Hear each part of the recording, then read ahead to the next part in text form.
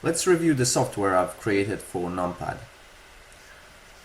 First, we'll take a look at the configuration of the microcontroller peripherals. As you can see, I've already assigned the GPIOs to the matrix keyboard, so we have got columns and rows, as well as USB interface and a debug interface. And we're clocking the microcontroller from 8 MHz high-speed internal resonator, and the USB runs off 48 MHz. Because it's this microcontroller has a crystal-less USB functionality.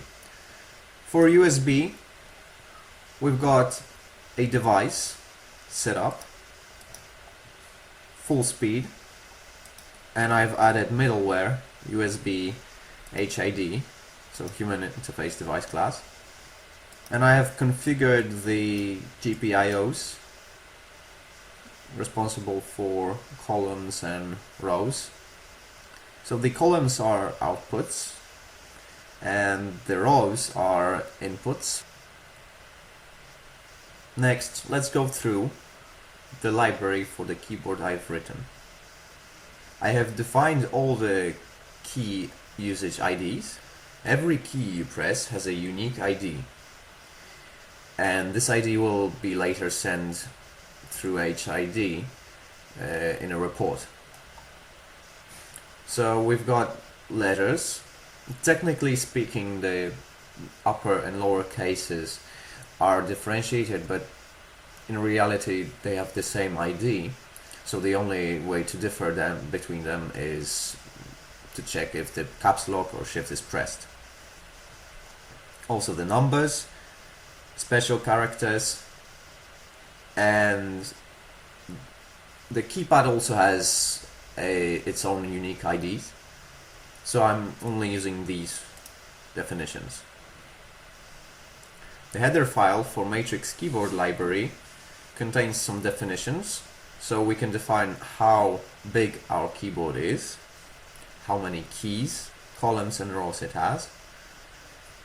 If we need, we can define the debouncing time. Here we have structures for HID and GPIOs that are used for configuring. So basically these are pointers to user functions, which we point to in the main program, in the user program. Now I have declared these variables in the library file, and honestly I could have done this a bit better by defining them in the main file, but that doesn't matter now. And we also have the pressed key arrays and the function declarations. So we've got initializations, activations, deactivations, HID initialization and sending, debouncing, row read and matrix read. Really the only function the user will need to use is the keyboard matrix read and the HID send. In this file, in matrix keyboard C, we define how our keyboard looks. So we have columns and rows, and we can specify which keys are hooked up to which row and column. So this is where we configure how our keyboard is connected. Next we have initialization functions. Most of these functions in here are just calling the user functions that are specified in the main file. Now what we will be interested in is this keyboard matrix read function, as it's the main function we will be using for keyboard in the user file. What we have is we have an array which we are flushing after we call the function, and then we are scanning through the rows. First we activate the column and we read through all the rows. If any of the keys will be pressed in this specific row, then we will detect this and we'll save this key to the pressed keys array, and we will increment the pressed keys counter so that we know how many keys were pressed in this specific cycle. And then we deactivate the column and repeat the process for the remaining columns. and after we go through all the columns, the function is complete, and we return the pressed key counters as a return argument. And also, the pressed keys will be saved to this array, which we point to. Obviously, we need to change the USB HID configuration descriptor and the descriptor itself, the report descriptor, so that it will match our needs. In this case, it will be a keyboard. So we'll need to generate a proper report that will be read by the PC or laptop or whatever. As for main function, I have defined where the specific columns and rows are connected, to which ports and which pins, and we will use this while configuring GPIOs. This is to provide the portability of the library in case we don't have a configuration tool like Cube for STM32. First, let's specify how do we initialize the GPIOs used for the keyboard. So these are typical STM32 functions, and we enable the clocks. This is the configuration generated by Cube, and I have moved these configurations to the user key init function.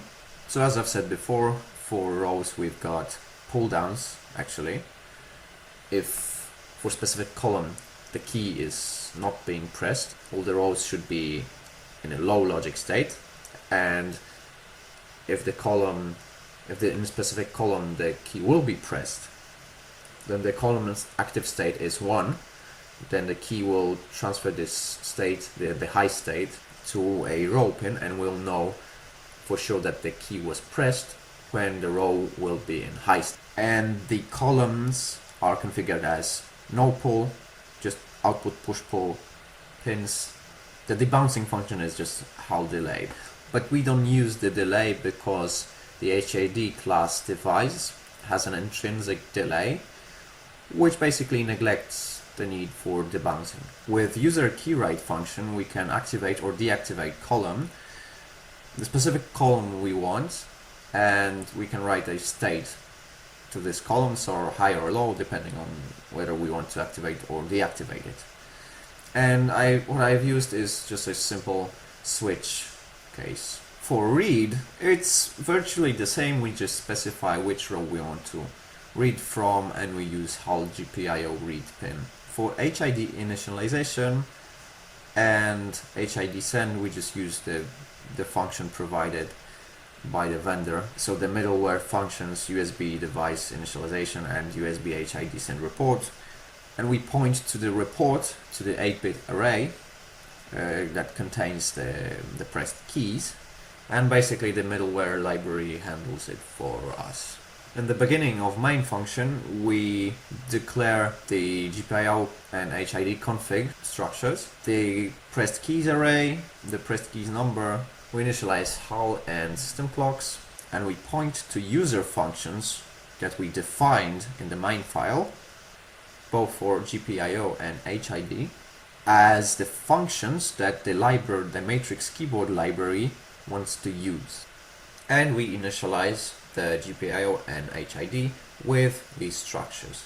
Actually, in this program I don't use the pressed keys number variable, but this is the return argument for the function we're interested in, so keyboard matrix read, and we point to the keys array, so the array in which the pressed keys will be stored, and we fill out the report with this array. Now we need to skip 2 bytes because the report requires, if I remember correctly, 2 zeros in the beginning, and we send the HID report so that the PC receives this and reacts to the pressed keys. Obviously, there is a place for improvement in this program. I could have had these user functions in a separate file, so the main will be neat and clear, and as for other stuff, I could have created the library so that it could use different instances of keyboards. So theoretically, multiple keyboards could be connected to a single microcontroller. Now, this is usually not the case, but it will be a good coding practice.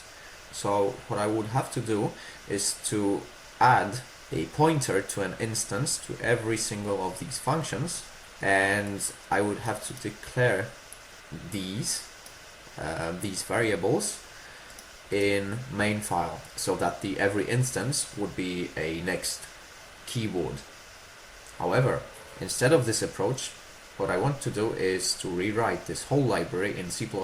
This will give me the opportunity to create the matrix keyboard class, and every single object will be every next keyboard. And also this would be applicable to the HID.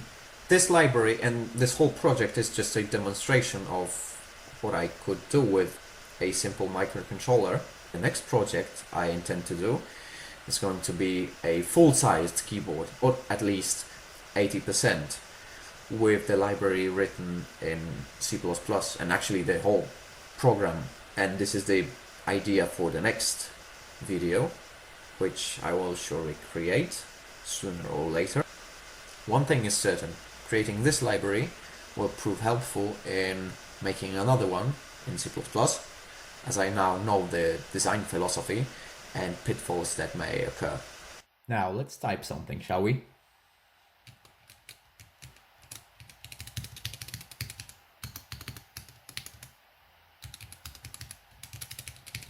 And now with numlock.